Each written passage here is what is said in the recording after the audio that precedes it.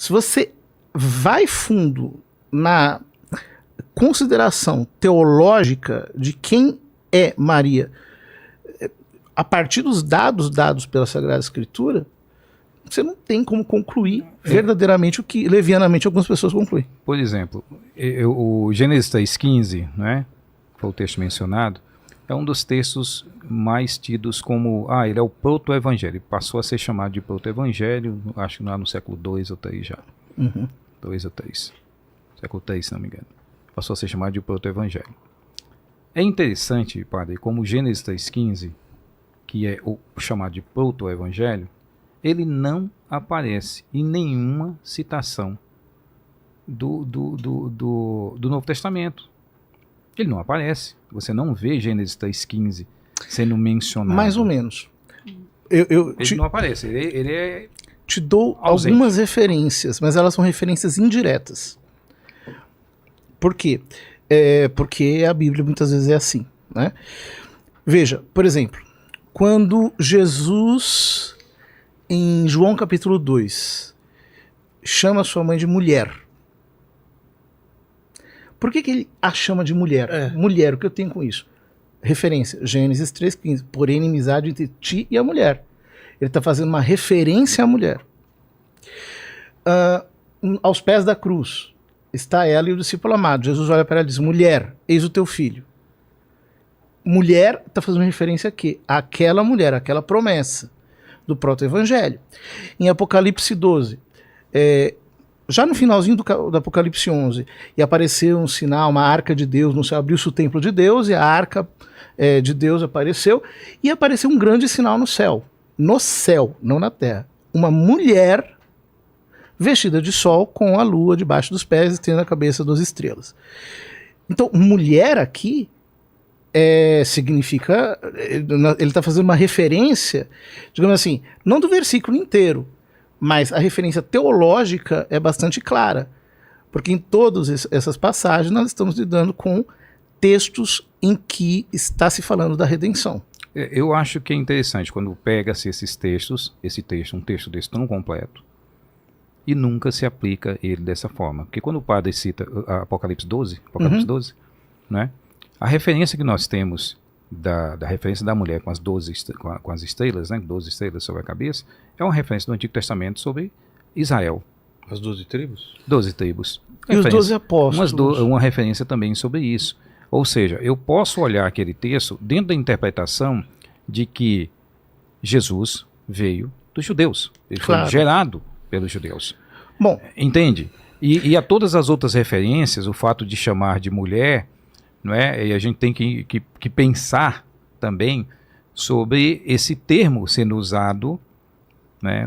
Como esse termo era usado na época, se esse termo era um termo exclusivo, se ele tinha alguma exclusividade no diálogo, padre. Mas é claro que naquele contexto você tem uma densidade.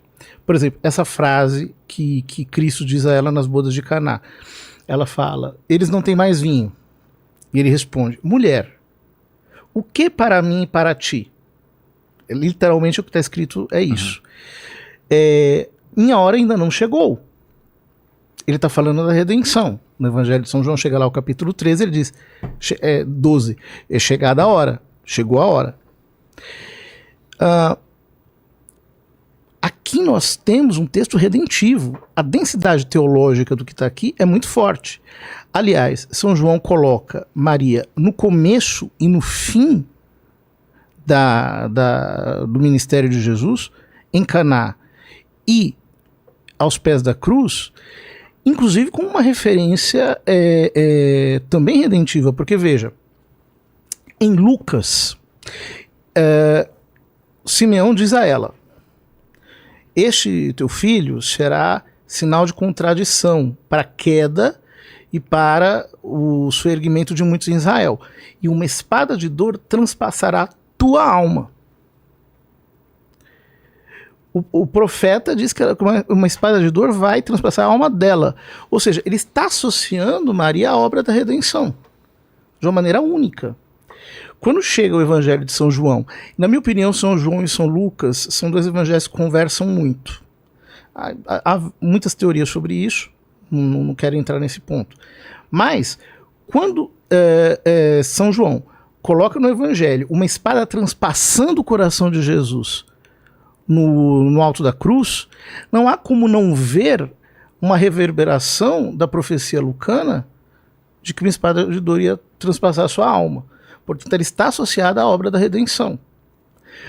O que eu quero dizer é que quando Nosso Senhor chama de mulher aqui e de mulher lá aos pés da cruz, e quando São João chama a mulher de Apocalipse de mulher, é o mesmo autor, João. Isso não pode ser uma coincidência. É o mesmo autor, mas estão tratando. Agora, nós claro, não podemos tratar uma teologia, um texto apocalíptico dentro da mesma categoria de um texto evangélico. O texto bíblico sempre tem uma pluralidade de significados e aplicações.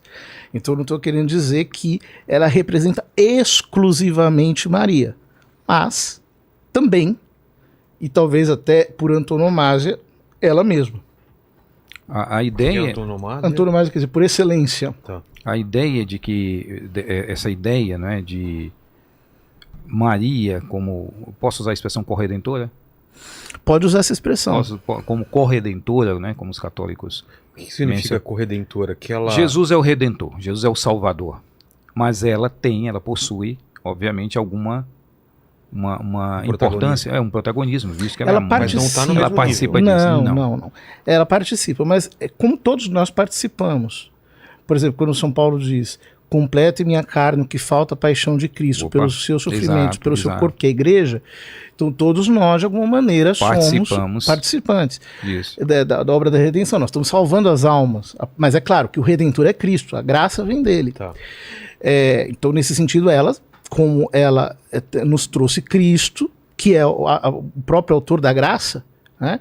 Então, nesse sentido, ela tem uma mediação, mas uma mediação dependente. Mas pode levar a um erro esse entendimento? Pode levar a um erro. Pode levar a um erro. Com certeza, né? Com certeza. Pode levar a um erro, e por isso que a igreja até hoje não fez uma definição dogmática a esse respeito. Entendi. Porque alguém pode entender esse impede igualdade, né? E não sub. Entendi. Né? Como de fato é. Assim como mediação. Então, por exemplo, alguns esse ponto pega bastante, né? Alguns evangélicos mencionam 1 Timóteo 2,5. Há um só mediador entre Deus e os homens, etc. Mas é claro, há um só mediador entre Deus e os homens, mesmo, Jesus Cristo, homem. Pronto. Ele é o mediador. Porém, na mediação de Cristo, nós nos tornamos mediadores.